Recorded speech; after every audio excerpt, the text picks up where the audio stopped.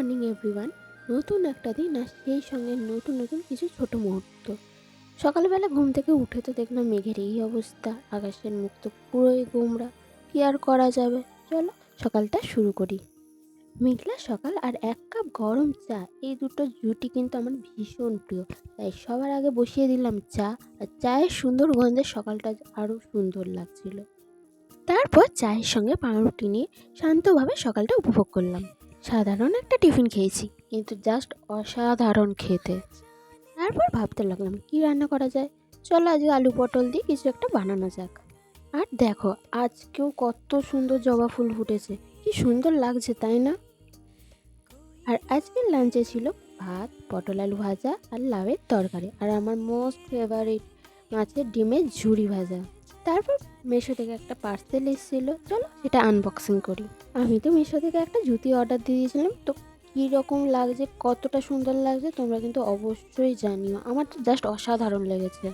তারপর তো বিকালে রেডি হয়ে গেছিলাম কাছের মানুষদের সাথে সময় কাটানোর জন্য। তো চলো যাওয়া যাক। আর আমি তো রেডি হয়ে বেরিয়ে পড়েছি। আর দেখো আজকে জুতিটা এলো, আর আজকে জুতিটা আমি পরে নিয়েছি, এত পছন্দ হয়েছে।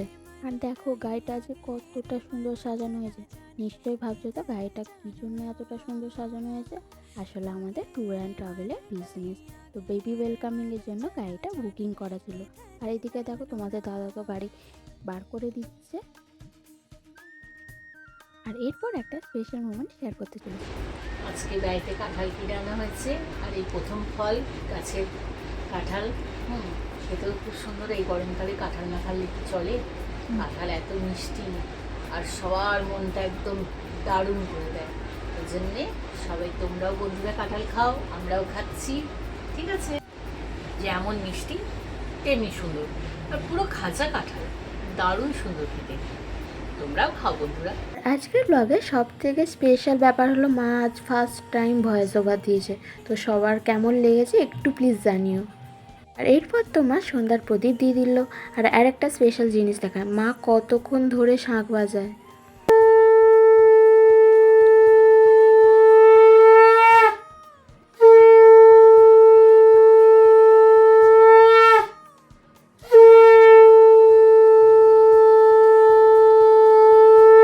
তো আজকের দিনটা তো এইভাবেই কেটে গেল। আর ব্লগটা কেমন হয়েছে অবশ্যই জানিও, আর সাবস্ক্রাইব করে আমাদের জুনায়ন ব্লগসের পাশে থেকো।